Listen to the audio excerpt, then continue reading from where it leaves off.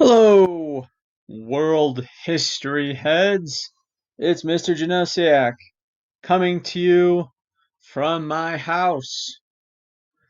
Today, we are going to get to the end of World War One, and then the assignment that I assigned to you on Monday is going to be due by the end of this week. So, if you have your TCI textbook, both the physical copy or online, these pages are from 276 to 279 if you would like to just do the reading by yourself. World War I had an enormous impact on the rest of the 20th century. The centuries old Austrian and Ottoman empires were gone. Germany, Austria-Hungary, and Russia were no longer major powers, and France was determined to ensure that Germany would never be one again. Their place in the world order was taken by the United States and a rising power in the Pacific, Japan. In January 1919, an international conference began at Paris, France, to set the terms of the peace. 27 nations were represented. However, the conference was dominated by the leaders of the most powerful allies, called the Big Four. They were Prime Minister David Lloyd George of Great Britain, French Premier Georges Clemenceau, Italy's Premier Vittorio Orlando, and President Woodrow Wilson of the United States. The defeated Central Powers. Oh, pause. Here I have a picture of the Big Four for you. This is David Lloyd George. This is Vittorio Orlando. This is Clemenceau. And this is Woodrow Wilson. The defeated Central Powers had no part in the peace negotiations, nor did Russia. Although Russia had been an allied power, the Big Four distrusted its new communist government. Over the next 20 months, treaties with Germany, Austria, Bulgaria, Hungary, and Turkey were concluded at locations around Paris. The Treaty of Versailles. The treaty with Germany was called the Treaty of Versailles. Its contents were determined by negotiations between Wilson, Clemenceau, and Lloyd George. The negotiations were often tense. Wilson's 14 points had made him a hero among Europeans who were tired of war. However, the other allies had made secret agreements that were at odds with Wilson's goals for the peace. Mr. Wilson bores me with his 14 points, Clemenceau declared. Why, God Almighty has only 10. Clemenceau, whose nickname was the Tiger, wanted Germany crushed so that it would never again be a threat in Europe. He demanded German territory for France and that Germany pay reparations, which are compensation for the wrongs and damage it had done. Britain's Lloyd George had more moderate views. He did not want Germany so weak that it could not trade with Britain. However, he also hoped to divide up Germany's colonies and wanted Germany to pay reparations. Expecting a treaty based on Wilson's view of a just peace, German leaders were shocked by what they were forced to sign. The Treaty of Versailles reduced Germany's size and population by about 10%. The Alsace-Lorraine region, which Germany had taken from the French in 1871, was returned to France. In the east, land was stripped away to give the Poles their own nation again. In addition, East Prussia was separated from the rest of Germany by a corridor of land given to Poland so that Poland would have access to the Baltic Sea. So I have a map here looking at Europe before World War I and then Europe after World War I. So some of the big things to point out here, right? Germany, much smaller here. This is chopped away from Germany partially to create Poland. East Prussia used to belong to Germany. It is now separated because of the creation of Poland. Okay, this is that piece here that was cut away so that Poland could have access to the sea. And then you get the dissolution of Austria and Hungary. Okay, notice how huge Austria-Hungary is here and how it is chopped up here. We'll go more into that in a second here. But as a visual, look at Austria-Hungary as an empire before the war and then look at Austria separate, Hungary separate, and then all the countries around it that had gobbled it up. Okay, so there's that map as a visual. The Treaty of Versailles also limited Germany's armed forces to a small navy and a 100,000-man army with no offensive weapons. German troops were banned from the Rhineland, an industrial area of Germany along its new border with France. The treaty put Rhineland's resource-rich Saar region under international control for 15 years and gave France control of the Saar's coal mines. In addition, Germany lost all of its overseas colonies. Okay, so I have a map here specifically of how Germany is chopped up. Here's Alsace-Lorraine. Okay, other territories taken from Germany given to smaller powers. This part taken to help create the new country of Poland. Prussia chopped away from the rest of Germany. This piece taken away and given to Denmark. Finally, the treaty required Germany to accept responsibility for starting the war and to pay the Allies for the damage and losses they had suffered. The amount of these reparations was later set at 33 billion, about 402 billion today. The reparations payments put even greater strains on a German economy that had been nearly destroyed by the war. The German people were especially outraged by this part of the treaty. So just as a side note, to kind of sum this all up, after World War I, the nations of the world had a chance to maybe transcend their normal behaviors to create a lasting world of peace. Instead of creating a lasting world built for peace, several of the Allied nations, like France and Britain, were much more focused on both revenge against Germany and punish Germany severely, and also used it to advance their nations personally. We'll cover more of that later. But ultimately, the vindictiveness of the Treaty of Versailles, instead of creating a lasting peace, sets the stage for anger and resentment that leads to World War II.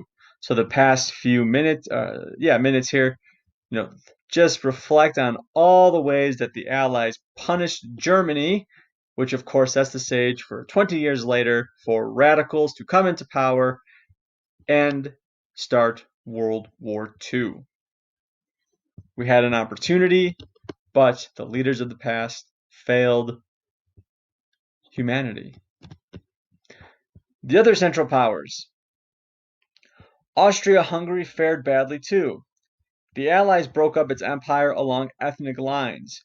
A northern region, largely populated by Czechs, were linked with the Slovaks in the east to form Czechoslovakia.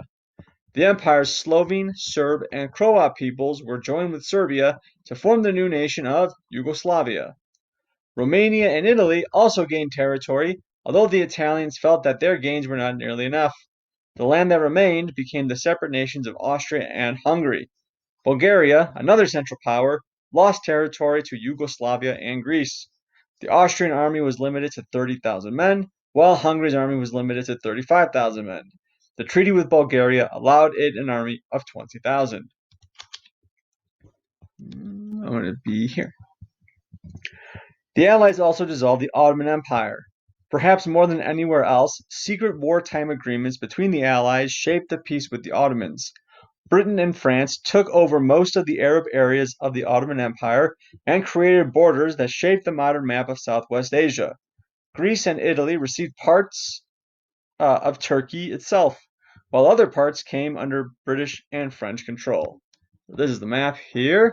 Here we have, of course, Turkey. Okay, this will become part of Turkey today, but initially falls apart, taken away from Turkey here. And all this territory here, which traditionally was part of the Ottoman Empire, dissolves, and the Ottoman Empire is no more. What was left is now Turkey. This settlement led to revolution in Turkey. Enraged Turkish nationalists rejected the treaty and their government for signing it. They overthrew the Ottoman ruler, forced the Italians and French out of Turkey, and defeated a Greek army sent to enforce the treaty. A new treaty with the Allies restored the peace in 1923. It also recognized Turkey's new government and independence. So if we need an early sign that this initial peace created by the Big Four is going to make people unhappy, you get, several small conflicts immediately after World War One. Even though World War One is devastating, there are still small conflicts that break out because of the unsettled peace of World War One in places like the former Ottoman Empire and what we will cover more specifically in Russia later. Russia was the only Allied power to lose territory from World War One, and of all the great powers, its losses were the greatest. Following its revolution and withdrawal from the war in 1917, Russia was too weak to hold on to parts of its empire. When Finland and the Baltic states of Estonia, Latvia, and Lithuania revolted, the other allies recognized their independence. However, Russia's greatest loss of territory was to Poland, one of the nations the Allies created at the Paris Peace Conference. The Big Four also gave Romania a small amount of Russian territory. So, Russia, even though it is allied with Britain and France, gets the short end of the stick after World War I. This will create lots of anger and resentment against the new communist leadership, and it is one of the reasons why future leader Joseph Stalin will be distrustful of Britain and France right before World War II. The League of Nations. The Paris Peace Conference entrusted its greatest hopes for peace to the international organization Wilson had called for in his 14 points. Established in the Treaty of Versailles, it was called the League of Nations. It consisted of three bodies: an assembly of representatives of all the member nations, a council of representatives from the main Allied powers, plus other nations on a rotating basis, and an executive office headed by a Secretary General. The League would work closely with another new organization, the Permanent Court of International Justice, also called the World Court, to settle disputes between nations. In addition, the League relied on collective security, which is joint action by member nations against an aggressor to keep the peace. And I have your definition of an aggressor right here. The League of Nations also gave the Allies a way to take over German and Ottoman possessions in Africa and the Middle East without formally annexing them. Instead, these territories became mandates, which, under League supervision, the League then assigned a member nation to. Oh my goodness, let me try this one again, everybody. The League of Nations also gave the Allies a way to take over German and Ottoman possessions in Africa and the Middle East without formally annexing them. Instead, these territories became mandates under League supervision. The League then assigned a member nation to govern each mandate with the goal of leading it to independence. This system allowed the Allies to control these lands, despite their pledge that gaining colonies was not a goal in the peace settlements. So let me see here. So I have a picture of the mandates here for you to kind of take a look at. So the idea here is that after World War I, what we could have had is an international organization where all the leaders of the world worked together to maintain peace and stability. Instead, the members of the Allies, who were powerful in the League of Nations, used the powers of this League of Nations instead of like to create peace, to use it for their own personal gain. And so these territories, which were largely former German colonies and former Ottoman colonies, they then were transferred control to Britain and France, who essentially ruled them as colonies instead of creating a future of self-determination and peace. This is another failure of the leaders after World War I to create a future of peace and stability. The post-war era. The death, destruction, and disillusionment brought by World War I shook Western society to its core. The war caused many people to reject the long-held belief in human progress, first expressed by the Enlightenment. Much of the art and literature of the 1920s reflected this change in attitude. American writers Gertrude Stein and Ernest Hemingway refer to the young men and women who came of age after the war as the lost generation. Hemingway captured their attitudes in his 1926 novel The Sun Also Rises. Another Hemingway novel, A Farewell to Arms, expressed dissatisfaction with life that was common in the 1920s. The horrors of the war inspired an abstract art movement in Europe called Surrealism. Artists like Spanish painter Salvador Dali mixed images in ways that present the viewer with a world that makes no sense. Human forms painted by Pablo Picasso, another Spanish artist, were so distorted that they looked like monsters. Got a little surrealism for you. Dali, The Face of War. Look at this, of course, horrifying and grotesque style of art inspired by the cruelties and horrors of World War I. The war to end all wars created a public attitude, especially in Great Britain and the United States, that in the future war must be avoided at all costs. The United States Senate expressed this attitude when it refused to approve the Treaty of Versailles and rejected U.S. membership in the League of Nations. U.S. senators feared that the collective security requirements of the League of Nations would draw the United States into other wars, but Americans sought to preserve the peace in other ways. For example, the Washington Naval Conference in 1921 resulted in an agreement by the major powers to reduce the size of their navies. In 1928, U.S. and French officials drew up an agreement that outlawed war as an instrument of foreign policy. The Kellogg-Briand Pact was signed by more than 60 nations. The absence of the United States from the League of Nations seriously weakened the organization's influence and prestige. More significant was the lack of power that the League of Nations had to enforce its will. Its real power lay in the hands of its member states, who had to decide if and when to take action to secure the peace. This lack of power would have serious consequences in the near future. The peace settlement had left nations on both sides of the war dissatisfied.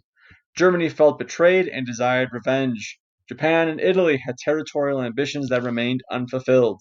All three nations would soon be engaged in changing their situation. The League of Nations would prove powerless to keep the world at peace. So, some kind of final thoughts. Even though there is an international organization, remember the person that initially presented the League of Nations was Woodrow Wilson. But then the United States government decided to not join that league at all. And so the League of Nations was ultimately hamstrung and unable to play any role in keeping international peace.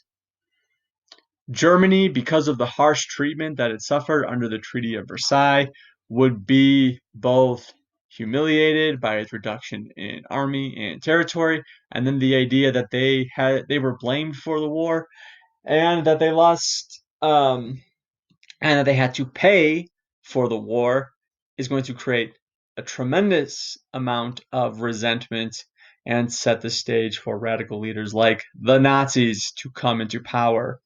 One thing that helps the Nazis come into power is by bringing up the Treaty of Versailles and the terrible way that they were created, and it allows someone like Hitler to come into power.